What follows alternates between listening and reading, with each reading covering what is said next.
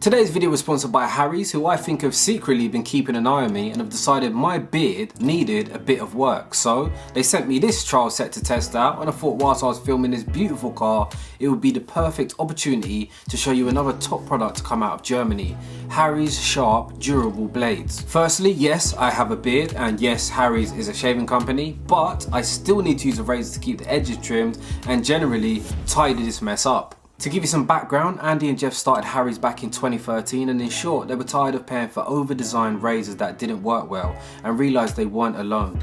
They knew there was only one way to guarantee quality, so they bought a razor factory in Germany that had been producing sharp, durable blades for almost 100 years. The end result? Harry's now offers some of the best performing and most affordable shaving products out there, meaning every man gets to have a quality shave at a fair price. So the Harry's trial set they sent me includes a weighted handle, one razor cartridge with 5 precision engineered blades, a lubricating strip and trimmer blade which is perfect for getting those stray hairs around my beard, foaming shave gel, and a travel blade cover to protect your blades when you're on the move. Best thing about Harry's is the price. It's incredible value with blades starting from just £1.75 each, and also another thing is just how sharp their blades are. I've tried so many razors in the past and these seriously are unreal. So the deal Harry's currently have on this trial set is amazing, and their blades have been tried by over 10 million guys so far. You get everything you need for a close, comfortable shave, and you'll also be supporting my channel by signing up. Order your trial set for just £3.95 when you go to harrys.com/LivingLifeFast, and if you place your order today, you'll also get a free post-shave balm when you check out. Thanks for watching. So here we have it, the BMW E30 M3. My God, just take a look at this thing. Look at them arches. So before we do start, I just want to quickly plug LN Detailing for cleaning this car. It's such a short notice. Came down last second and made this car look brand spanking new. As you can see, it's a little bit dirty now because it has been a few days. It's been raining and I have been trying to get some drive-bys on it today. But yeah, as I say, very professional service. If you're in the Bedfordshire, Buckinghamshire or Hertfordshire area, check these guys out. The link will be in the description. And yeah, thank you so much for coming down and cleaning the car. So, E30 M3, I'm not going to lie to you. I grew up loving the E36 M3 and the E46 M3, but always had a lot of respect for this thing. And obviously doing Living Life Fast, getting out in some of these more old school cars, I've grown to appreciate this car a lot more. And I mean, I can't even express to you how good this thing looks. I mean, these flared box wheel arches are definitely the main highlight of this E30 M3. And something to note is this M3 was built with a whole different mindset to any other M3. This car wasn't even built as a road car. This was actually a racing car originally. BMW had to build and sell 5,000 road-going versions of this within 12 months. And they went on to being one of the most successful touring cars ever. I think they won 1,500 races out of 16 or 1,700, trumping the Porsche 911. So yeah, this car has definitely got some serious heritage. This is actually a Japanese import, making it left-hand drive. As you see, the interior is immaculate. It's obviously been reconditioned. Something else to highlight is this 5-speed dogleg gearbox, which means first gear is where second gear would be and second gear is where third gear would be. Let me tell you, this car is a nightmare to drive. Anyone that follows the channel, you know I absolutely hate left-hand drive cars, especially in the UK. For some reason I find it very difficult, but it's been a few days, I've got a little bit used to it. This car does have around 60,000 miles on the clock, and it is actually for sale, by the way. This is my friend's car. It's not why he's let me film it. I was meant to film this car probably about 2 years ago. But yeah, I think he's after around 60k. As I say, if anybody's interested, just send me a message on Instagram, Facebook, or send me an email. Yeah, let's get into the juicy stuff. So up front, we've got a 2.3 litre naturally aspirated 4-cylinder engine producing 192 horsepower, does 0 to 60 in 6.7 seconds, and it's got a top speed of 146 miles per hour. So depending on which part of Europe your M3 is from, the power can vary from 192 all the way up to 200 horsepower. I think it was about 197, we'll just call it 200. I think some of them had no catalytic converters, which is why I had a little bit more power. There's also a few different versions to this M3. So this is the E30 M3. There was the E30 M3 Evolution, and there was also the M3 Evolution Sport, or it might be the Sport Evolution, which I would say is probably the most rare. And there was only around 600 examples and 500 examples of the Evolution. Some of them fetching well over £100,000. Recently, I did film at Super Speed. Remember the GT3 RS? He's actually got a Sport Evolution, which I should get down and film really. So those numbers, they don't sound too crazy, but you got to factor in that this is probably the lightest M3 ever made. 1,175 kilos. As I say, motorsport was the priority. They wanted to race this car. 18,000 in total, I think, were built from 1986 to 1991. And yeah, as I say, man, look at it. As I mentioned, the highlight being these box-flared wheel arches. Man, like, guys, it's ridiculous, isn't it? Just like the G60. But yeah, it widens the track, enables the car to have wider wheels. And what have we got? 15 by 7 inch wheels. It's wearing Yokohama 8007 tyres, 205, 55s all round. You've got 280mm drilled discs at the front. Back to the interior, you've got heated leather seats, electric windows, comes with no traction control. I think it did come with ABS. But yeah, man, like, this interior is just really something else, man. Back to raw driving this car.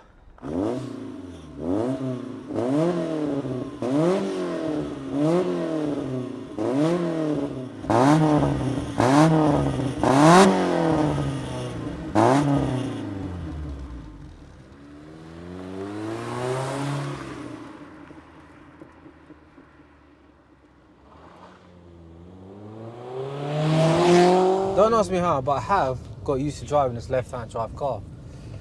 I didn't think it was possible. So you can't adjust the steering wheel. It's in one fixed position. There's no electric seats, but I can tell you, my view of this cabin is really, really nice, man. It doesn't feel old, like, because of the condition. It's brand spanking new inside. It's as simple as that. Cars feel more dated when they've not been looked after. It's as simple as. You can jump in a 2018 M4, and if it's got baggy seats and scuffed up interior, it won't feel good. Oh, look at that. We've pulled off in second gear there because I thought it was first. As I mentioned, dogleg gearbox.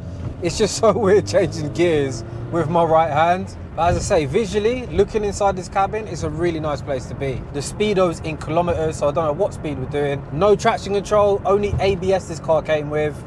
And we've got aircon, surprisingly. I'm surprised we've actually got electric windows. We've got power steering as well, but still feels pretty heavy. Once you get rolling, it's not as bad. But obviously the car being only 1,175 kilos, the brakes, they really do stop the car. They ain't got a massive bite, but this car has been parked up for quite a while. But it's so funny because I was driving it around the other day with Emma, and it's crazy. Like, one guy pulled up to me, he had a VXR Astra, and he's not even looked at the car once. I'm like, wow, how is an E30 pulled up beside you and you've not even looked? Like, can you even be a car enthusiast if you don't look at this car? Seriously. I was imagining as well, like, if I own this car, would I have that same arrogance? Like, bro, how are you not looking at my car? Like, that is what vibe it is. How are you not looking at an E30 M3? Got an M4 in front and a Mosquito inside the car. Lovely. Go on. It's very weird. Like, this wheel is brand spanking new. The cabin proportions are really nice. You know, the pillars are nice and thin. You can see out of the cabin nicely. Although in the past I found it difficult to get used to left-hand drive cars, it is pretty cool because subconsciously when you drive a car, you don't even have to think, do you? Like, you're so used. Like, I've been driving for 11 years, and even jumping in my M4, you know, you just drive, didn't you? With this being left-hand drive and with the dogleg gearbox, it's actually making me have to think constantly. I feel like I'm in a driving lesson. So it is actually cool to a certain degree. It's taken me a little while to get used to this gearbox. And the reason I use it in racing, I think, is because first gear isn't a gear that you use much. You just use it to pull off. And then after that, this first gear is kind of tucked out of the way. And then you've got a H pattern of second, third, fourth and fifth gear. Obviously nowadays you've got 6 gears, so it's naturally in a H pattern. But back then it was usually 5-speed boxes. And as I say, this car was built for racing, which is why this box is something that's been left in the car. So let's have a little go down there. And obviously you have to really rev this car. It's something I've noticed. It doesn't stop revving. The throttle's responsive, but you've really got to step on it to actually get the power out of it. Having to think so much driving this car, honestly, you really got to think. So look, first gear, it's very long first gear. Into second, bit dodgy getting into second. I think the gear ratio is a little shorter between second and third, fourth and fifth. First gear's a bit longer. you are very low down to the ground, and obviously it being very light, it reacts very quick. There is a bit of a dead zone. It handles amazing. Like, I'm not obviously pushing it, but you can feel how responsive the steering is. It feels so low down to the ground. It almost feels like it's got some negative camber. You feel it really planted to the road, man. Small wheels, 15 by 7 inch, 8007 Yokohama tires. Definitely gotta respect this car because it's worth a lot of money. Let's get that to second. Make sure there's no cars there. Spin it round.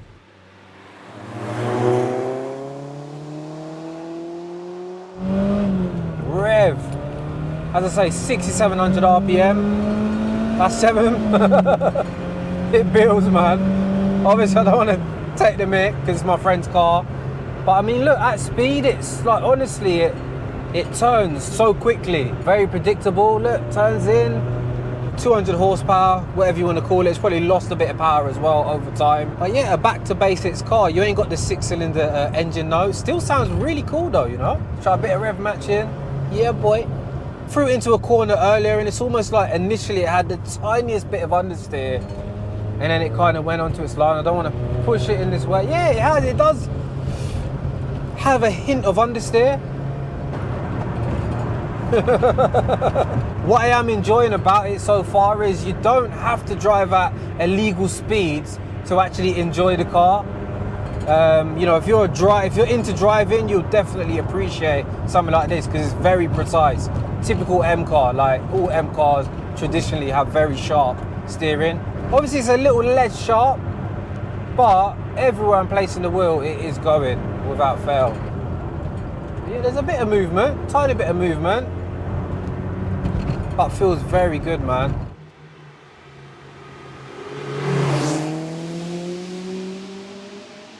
Let's stretch out a bit here. It's really nice, this wheel top. Nice and thin.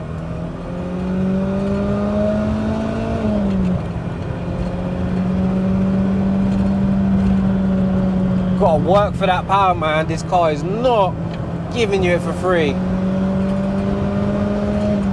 But yeah, it's so compliant as well. It's not crashy. It's definitely stiff, but it's hiding all the bumps nicely. I think it being left-hand drive, you can be a little bit more accurate with placing the car, because obviously we drive on the left-hand side, so any left-hand corners, I think, yeah, there's a little bit more accuracy. I don't have to overly turn this wheel. Obviously these older cars, usually there's a lot of turning, but you know, this obviously being an M3, the steering rack's really short, but it's not wandering all over the road. It stays straight under acceleration. It was also known as a rally car. Yes, rear-wheel drive, but yeah, it was a very successful car, this. And obviously BMW see the success from this car, which is why we've now had 5 generations of M3.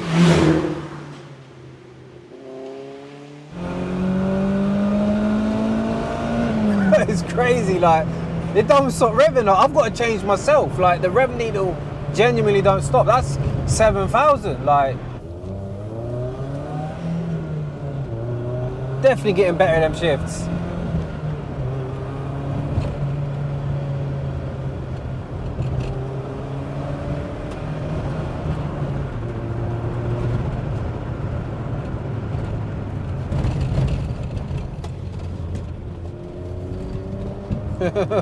This car is sick. It drives really well.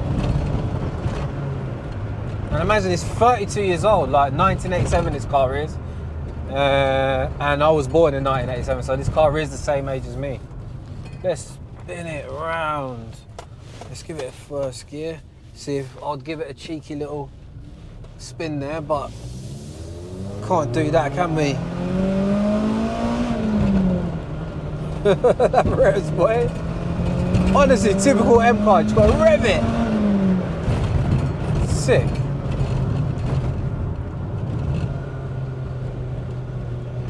Man, it gets into the corner nice. I think it's because we're left-hand drive as well.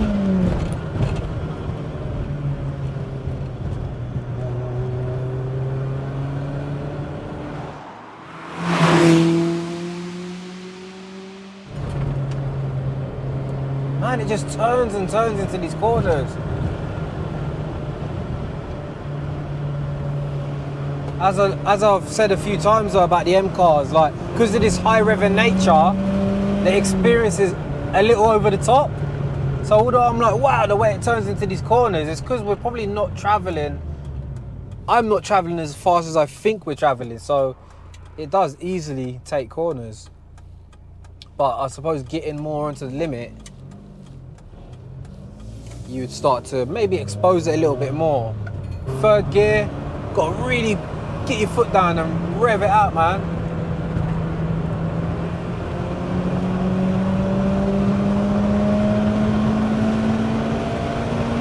I have no information on servicing and reliability, but I do know that these BMW engines, they're always fairly reliable. Imagine at one point in this car's racing career, it was 160 horsepower down on its rival, the Ford Sierra Cosworth, fully reliant on its handling, like weighed around 960 kilos wearing racing trim. But this really was an amazing car out of the box. I think this car's racing debut, all 6 E30 M3s finished 1st, 2nd, 3rd, 4th, 5th and 6th, but got disqualified for some reason. Apparently there was a lightweight boot lid was used. Let's go first gear.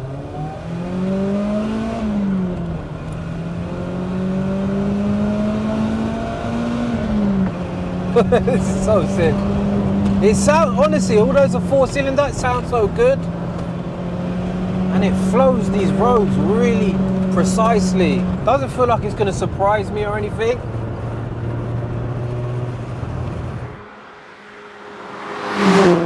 And it's crazy, I never thought that I could appreciate like a low powered car.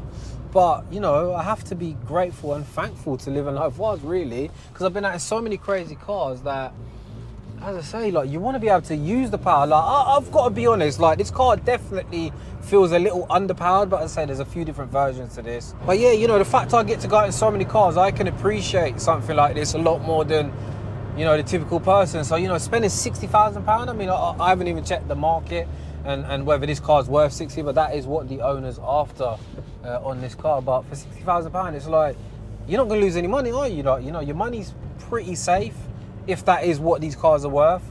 And you are getting, you know, if attention's your thing, you definitely get a lot of attention. You know, a lot of the more old school people kind of appreciate this car more. I've noticed a lot of the younger generation, they kind of look at it and just look away, but driving it through London at the Empire meet, quite a lot of people coming over, checking it out. I mean, yeah, driving it around town is definitely quite an effort to drive. You know, doing 3-point turns, obviously it has got power steering, but like right now on the spot, it's pretty weighty. Once you get rolling, it gets a little lighter. Right, so guys, I'm gonna end the video because you probably can't even see me at the moment. But yeah, I want to shout out to my friend for letting me borrow the car and doing a video with. I have shot a POV video. And remember, this car is for sale. If anybody is interested, just drop me a message. You know, it's pretty easy to get in contact with me. But also, if there's any other video ideas, let me know what I could do with it. You know, I didn't manage to do a shitload of research on it. But yeah, it was nice to get this on the channel. And it would be good to, I suppose, get an owner's perspective on these cars. It's funny because when I started the channel, I was going to review cars myself, but then obviously the owner thing, it just makes a lot of sense, doesn't it? The owners have got a wealth of knowledge on their cars. I bet this would have been a better video with an owner. But anyway, please hit the thumbs up, subscribe if you're new to the channel, and I will see you soon. Thank you for watching. Bye.